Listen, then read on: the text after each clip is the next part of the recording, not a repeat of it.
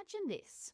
You work for a team that not only works in a hybrid environment, but you're also spread across the world. Maybe that sounds pretty familiar. The opportunities to get together in person are pretty limited, but you found a way to build a real connection. The calendar reminder for your next team meeting pings on your screen, so you grab your VR headset and pop it on. You then join your workmates, walking around a virtual meeting room, or maybe in a private garden, or even sitting on couches. You're able to lift up your virtual coffee cup. They're able to see your eyes blinking and moving, your body language, and even virtually shake your hand. This kind of reality, though virtual, is not that far away. In fact, it's here already, and it's the new frontier for communication. Hello, and welcome to today's episode of Less Chatter, More Matter, the Communication Podcast. I'm your host, Mel Loy. Today's episode is one that every communicator worth their salt should pay attention to, because it's all about the rapidly changing landscape of communications, and that involves virtual reality. Between virtual reality, or VR, and AI, our communication worlds are going to change dramatically, and in the not too distant future. So it's worth getting yourself up to speed on what's here already, what's coming, and how you can use it. Which is why, on today's episode, I'm interviewing Ben Breitenstein from Composit Design. Ben is a self-professed virtual reality evangelist. Having grown up with an unhealthy obsession for both Lego and MacGyver, Ben was destined for a career rooted in both problem-solving and making things. Over the last decade, Ben has been swept up in the third wave of virtual reality and is currently exploring innovative ways to exploit the technology and telling anyone who will listen. Drawing on his experience designing real-world products for people, his approach mixes learnings from the psychology of user-centered design and behavioral economics. Ben is a diligent devotee of the evolving practice of building compelling virtual reality experiences that make looking at a 2D screen feel like reading Latin off a stone tablet. And as you'll hear from our chat, there are so many use cases for VR, both for communicators and in other professions. And the technology is just getting smarter every day. Personally, after chatting with Ben, I'm already inspired about ways I could be incorporating VR into my comms and my training for my clients, and I reckon you will be too. So without further ado, here's Ben. Hi Ben, welcome to the show. Thank you so much for having me. Sounds like fun. Yeah, well, speaking of fun, we're going to talk about some fun stuff today, virtual reality. But before we get to that, can you tell us a little bit about who you are, what you do, and how you came to develop your expertise in that space? Yeah, sure. Okay, so these days I'm basically developing virtual reality experiences full time, which is super fun. Doing all sorts of simulations and so good for training, as well as some sales experiences where people can put a headset on and play with products and have a look at them. But my background is originally in industrial design. So I always wanted to design products. You know, as a kid, you draw cars and things like that growing up. So I studied industrial design and I spent the better part of a decade designing furniture and lighting and doing some pretty crazy, like big scale sort of artistic lighting installations for pubs and clubs and that sort of thing. A local Brisbane manufacturer called Luxbox was where I was the designer. That's kind of where I cut my teeth in that space. And then in 2016 or so, a friend of mine got one of the early consumer VR headsets. I was pretty dismissive of it at first. I didn't really know what he was on about. But after spending 20 or 30 minutes in there and doing some pretty fun experiences, I was just hooked. I was like, I've never experienced anything like this. And it's one of those feelings that I've sort of spent the rest of my life chasing. And so because I sort of had that background in 3D design from the industrial design trade, if you like, it was a pretty easy transition then for me to bring that into the virtual space. I just had to team up with programmers and that sort of thing, people with the right skills to be able to bring those worlds to life, basically, and that's what I'm doing. That's awesome. And isn't it interesting how our careers change and evolve as we go? You know, something you start out doing, you never think you end up where you end up half the time. But there's a lot of comms people who are in the same boat. Like I started off doing journalism thinking I'm totally going to travel the world and be a foreign correspondent. Yeah. It's No. never too late, right? No, that ship has definitely sailed. So let's start with the basics. What is virtual reality? Yeah, sure. So you've probably heard terms like augmented reality, virtual reality, mixed reality, all that sort of stuff. So virtual reality specifically refers to when you put a headset on and you cannot see the outside world. So we call these fully synthetic environments. So you are transported to an imaginary world, and really a virtual world can be anything the imagination can conjure. And that's kind of what we do. We build these virtual worlds. Whereas augmented reality is where you're looking at the real world, whether it's with your eyes or through a screen, and you're augmenting that with extra layers of information. So that's the big distinction between the two. Mm-hmm.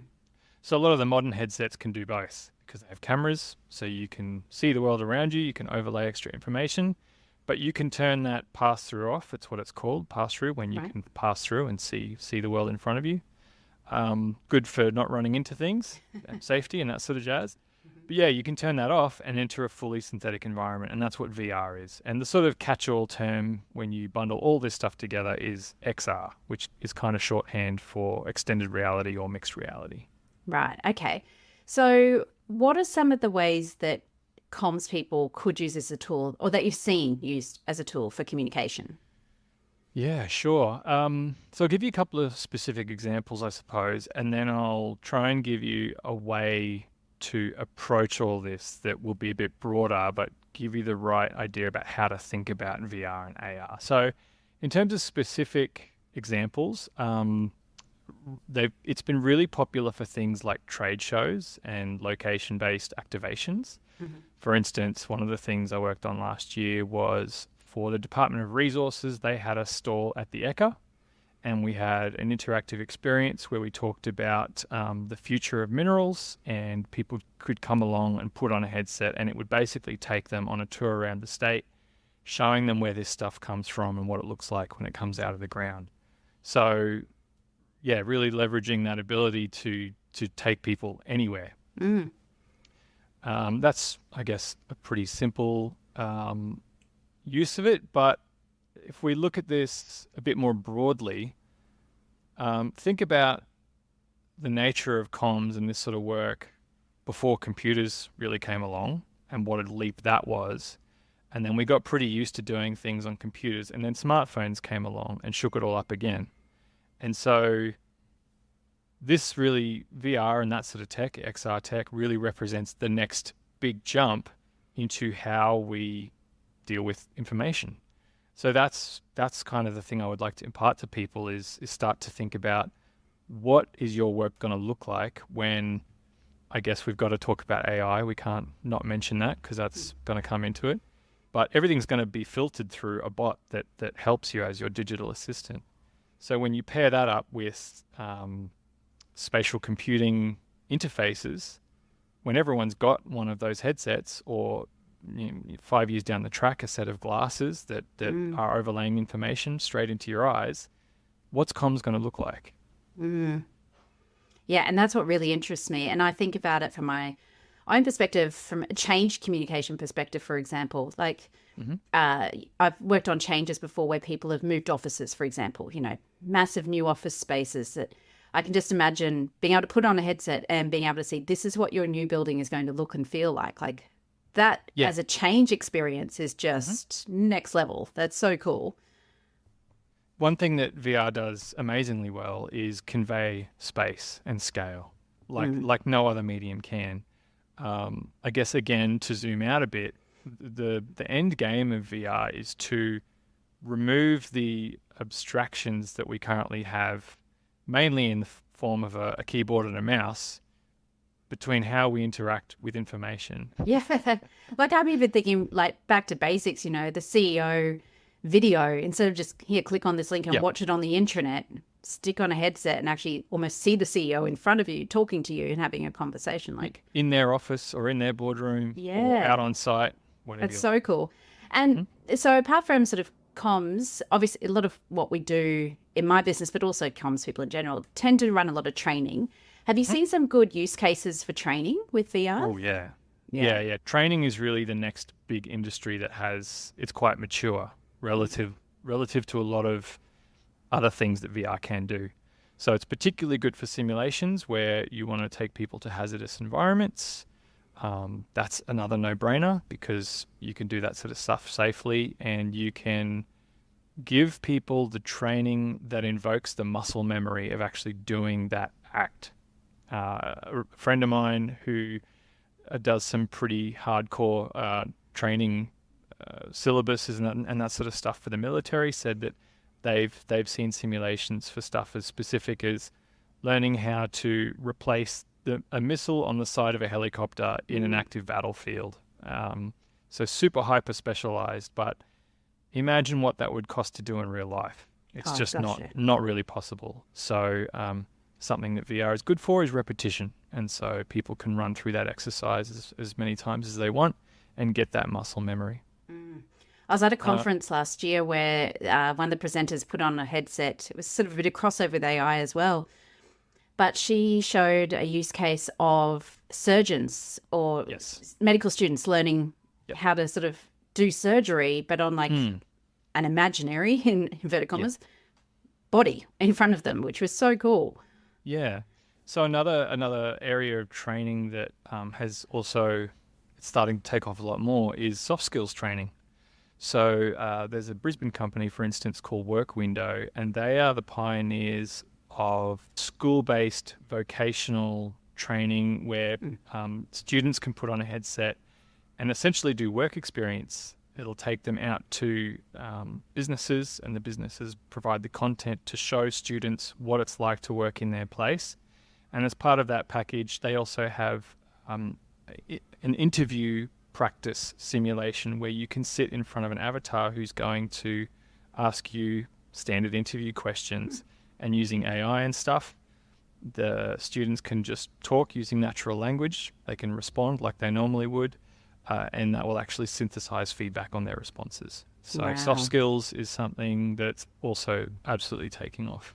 I can see huge implications in terms of just general conversation skills, having those hard conversations with people, constructive feedback conversations in general, being able to practice that in what is truly a safe space to be able to do that. Absolutely. Yeah, and that's another thing that I like to tell people about VR is that it's inherently very, very private. So when you put on the headset, no one else can see what you're doing. Have you seen any applications or use cases for, say, accessibility? Look, I'm sure they exist. I can't think of anything that I've directly been involved in. I was talking to somebody yesterday, and look, this is probably more to do with the crossover to AI, which maybe we should start chatting about. But they were talking about some glasses being developed, maybe by Microsoft, for people who are vision impaired, and essentially the glasses see what's in front of them and tell them what to avoid and those sorts of things, which is really cool. But that's probably more on the AI side, I suppose. But I can imagine augmented reality and AI for sure. Yeah, and I kind of wonder too, again with VR, whether there is use cases there for, say, neurodiversity. It's that private space to have to practice conversation skills or to work through something. There are a number of companies working specifically on mental health and psychological sorts of applications that really go in amongst the weeds on the theory and the science behind a lot of this stuff. But when you talked about accessibility, one broad thing I would just say is that I think computing and spatial computing in general is going to get much more accessible as speech interfaces get better. And also most of the new headsets have hand tracking built in as well. So it was for a long time an issue when you were putting somebody in the headset for the first time. There's like 12 different buttons on the controllers. They're very foreign. They don't look like your PlayStation controller or a mouse or a keyboard. So it's quite difficult for people to get used to that initially. But again, coming back to examples like the Echo example, everyone knows how to use their hands. And so if you build your experiences around those sorts of natural gestural interfaces that just use your hands, The onboarding for getting somebody in the headset and getting them going is like orders of magnitude quicker and easier, because once you put the headset on and they look at their hands, they know how to press a button or grab a door handle, and it really does. It's a real leveler, I guess. Yeah, that's a really good point. So, how does VR and AI work together? Or how are we going to see them work together, perhaps? Yeah. Okay. So I guess a couple of the big shifts that I see AI playing a real role in terms of as an assistant. Microsoft are already starting to roll out their integration of Copilot into all of the Office suite, which is going to do things like filter your inbox and take notes for you, and all of that stuff is going to carry through to all of the VR apps. And as these companies start to make those programs VR native, all of that's going to come along with it. So you could imagine not too long from now, you might be going for a run, you put your headphones on, you don't necessarily need to have the headset on, but you'll just be talking to your Microsoft Copilot as it filters your inbox and gives you the updates. Oh, wow. So currently it's being used for like speech recognition, and as I was saying before, with the soft skills stuff, for listening to you, processing what you're saying, and then giving you dynamic feedback. And it's also driving dynamic interactions with virtual characters and that sort of thing. That's how I'm seeing it used at this stage. Mm-hmm. But I mean, again, the sky's the limit. Yeah. How fast is it moving? Oh, way faster than people think. I mean, as just a really super simple example, most of the time when I put people in a headset, even now, who haven't tried it before, they're astounded by the level of quality of this tech and what it can do. I think the vast majority of the population have no idea where it's at. It's really going to sneak up on them. Yeah, kind of like AI did, right? Like AI isn't new. It's been That's right. around for a while. But ChatGPT came along and it's like, oh, wow, it can do that. Well, exactly. And in a big way, it also stole the limelight from VR and spatial computing tech, which was the thing that everyone was talking about between sort of 2015, 2018, 19. And then AI came along and everyone's kind of forgotten about VR, but it's still very much cracking on very quickly. And I also see, we're now in this hybrid working environment too. Mm-hmm. I can see how VR could be a real way of like really connecting with other people so much more deeply than what we're doing now, like through a screen. Yeah, telepresence is another really big use case for VR. I mean, at this stage, when you jump into, I guess, the VR equivalent of Zoom, you have your head and a floating body and some hands, but you'd be amazed at how much fidelity there is in body language, even just with that. And the Apple Vision Pro and the Quest Pro, they have eye tracking. So it will track where your gaze is and whether you're blinking, and so you can actually get a lot of that expression in there. A simple example that I like to tell people about is that there's this game on Quest called Walkabout Mini Golf. It's a really simple, serene, meditative mini golf game, but it's easier to join somebody in there than it is to send a link and join a Zoom call, basically, or it's as easy. So I often, when I'm hooking up with friends overseas, I'm like, hey, join me for random mini golf and let's just have a chat. That's awesome. That does sound very calming, actually, and we often talk about, get out of the office, go for a walking meeting, rah, rah, rah. Mm-hmm. Like this is the way you could do it in that hybrid world or globalized world as well, which is 100%. So cool. What are some of the challenges or issues, though, that we need to be aware of? I mean, privacy is an issue with any computing platform, and VR is no different. I guess some of the specific complexities are around biometric data. So as headsets are fitted with more and more sensors and gyros, and it's looking at your eyes, it's detecting where you're looking, it's tracking all of this stuff. What are companies going to be doing with that data? And there will inevitably be bad actors, but people are still figuring that stuff out. So it sounds like the ethical frameworks, similar to AI in that sense that, Exactly. we're playing catch up a little bit in That's terms right. of policies and regulation. Yeah, I guess one of the other things to watch out for is that there's good VR design and there's bad VR design. So bad VR design is not very interactive and it can make you sick, whereas good VR design is comfortable and fun. Basically. Yeah, true. Okay. So we don't want to feel seasick. We want to Exactly. feel, yeah. What are, now I've heard you talk about this. What are the VR giggles? Well, it's basically it happens pretty much every time somebody puts the headset on for the first time, and like I said, people are generally astounded at what it really feels like because you cannot describe what it's like trying VR for the first time. I describe it as a waking dream. So the first time I took the headset off, coming from VR back to normal reality, it didn't feel like I was turning off the Nintendo. It felt like I was switching from one reality to the other. And they were really on par. And that was the thing that I just couldn't reconcile for a long time. And it just makes you laugh out loud. It's a sense of delight that I've not really found any other way to describe except for, I don't know, like snowboarding or something. Final question on this. So what would be your top 3 to 5 tips for people who just want to get started using virtual reality in communications? Well, I mean, it's the same for anybody in an industry. You've just got to try it to start with. So I ran a workshop, thanks to you, last week with a bunch of folks who hadn't really tried it.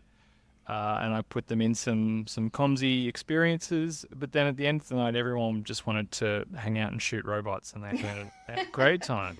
I did hear about the robots, yes. Yeah. Well, exactly. But that program, it really leans hard into that idea of your body as the controller. I mean, I try to invite myself to as many companies as I can to do demos like that, just for that reason. Because, like I said, you can't describe it. You've got to try it for yourself. And how do you make it, though? I mean, at this stage, maybe it's early days in terms of the equipment that you need, and that's the thing. But if you're looking at a company, with a couple of hundred, even a couple of thousand people, how do you scale it to that? That's a really good question. So inevitably, in a big company, you end up with a fleet of headsets, so many headsets. Right. And so between the content and the headsets and the user, you have what's called an MDM, a mobile device management platform. And that allows you to individually address every single piece of hardware that you have. That means you can remotely update them, assign users, assign content, and all that sort of stuff. Because to switch on every headset, put it on, see what's in there, do updates, like it's just nightmare. It becomes a real pain really quick. So yeah, an MDM is crucial to basically being able to manage a fleet of headsets. Right. Okay. And sorry, I know I'd said one last question, but that was another question. that's okay. But I'm so interested. Right. Okay. So, Ben, there's 3 questions I ask every guest on the podcast. Are you ready for those? Sure. Okay. Yeah. Question number 1. What's one of the best communication lessons you've ever learned, and how did it change the way you approach communication? Yeah, okay. I like this question. So I'm not really going to answer it as a comms person, but more as a designer, because I worked as a designer and somebody who made content within a communications team for a long time. And I would say the 2 tools or practices that I've relied on the most are restraint. So restraint is, as a designer, is one of the hardest things, but the most useful things to practice, because humans take on information in a serial nature. As much as we want to think that we can do many things at once, we really take on ideas one thing at a time. So the best way to get somebody to understand it is to put a big old filter on it and pare it back to the most simplest elements, and that's where restraint really comes into play. The other thing is just sleeping on it. Every time I would make something, if I had the time to sleep on it and have a look at it the next morning, it always made it better. Yeah. I call that the incubation period. Yeah. Time you just need to let it warm up and percolate, and then you come back to it with fresh perspective. Love it. What's one thing you wish people would do more of or less of when communicating? Listen. I wish they would listen more.